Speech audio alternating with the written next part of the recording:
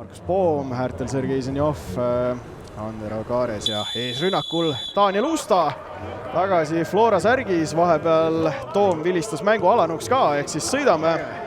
On see lagi kõrge siin Pärnus ja vaprad karud ka pingsalt jälgisid, kas see pall puudutab lage või mitte, aga siiski püsib pall mängus, aga seal nurgas kinni ja nüüd Antonovilt hea sööt värava ette, löök ka ja raksatab Kaarese löök posti.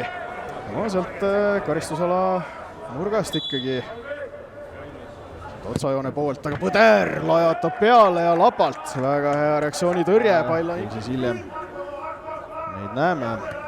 Airon Kollo siis Kalevist tulnud. Vaatame selle olukorra ära. Oppa! 13. minutil Sander Kõlvart viib Vaprus 1-0 juhtima. Ja Flora teine brigaad on ka sooja tegema läinud. Kas tuleb hakata tulekahjut kustutama varliga mänge mõistagi. Palju rohkem Antonovilt. Tõste karistusala nurka. Vaatame, mis on lahendus. Tuleb madal löök selle. Nõmm nopib omale. Vähemalt vigastusega eemal. Sepik vaikselt juba treenib meeskonnaga villata. Ikkagi eraldi küsid Antonov.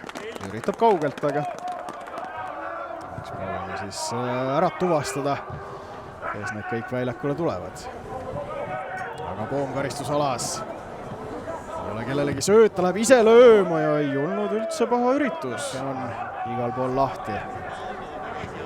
Siis näis, kas Poom liigub, aga praegu liigub ta mööda paremat, tähendab isegi vasakut äärt leiab üles Sergei Zenjovi 27. minutil lööb Zenjov ikkagi ühe värava tagasi. Ja võib-olla nägi Zenjov silmanurgast, et kohe-kohe peatamine peab puhkama. Ja asub puhkama siis värava. Kolme peale ära jaotatud, aga pärast seda on üks klubi ikkagi 2 trofeega. Ehk siis ole näha, kumb. Opa, siin nüüd korjus. Paja paneb proovile. Opa, ja ikkagi pani proovile noore poisi, aga Tatrik. Soccernet.ee lugejate fännide lemmik ka eelmisel aastal, kui siin nüüd Pajo röövib palli ära. Ja penalti Vaprusele, millega Mihhail Kolobov tegeleb aasta esimeses mängus. Oi. Võeti tal pall ära ja selja tagant korkidega jalg. Vaikne on siin hallis. Ja Pojo rahulikult veeretab selle palli sinna paremasse alla nurka. Tatrik hüppab teisele poole. Ja Vaprus 2-1 ees. Ehk siis teist korda tänases mängus on Vaprus eduseisus. Tõi liiga suurim väravakütt välja selle, et Vassiljev oli väga rahulik ka sellistes pingelistes olukordades, aga rahulik ei ole praegu Alliku, kes seal penaltit nõudis, tuleb kaugelt löök ja väga suured jõud on Floral tagasitööd tulnud tegema, kui väga hästi mängitakse Viidas. Kas tuleb jälle selline madalam? Nüüd tuleb kõrgem ja nüüd tuleb sinna värava ette, pall on lahti, löök ka. Aga meeste summa ja pall lüüakse karistusalast välja, aga jääb hetkel Flora kätte.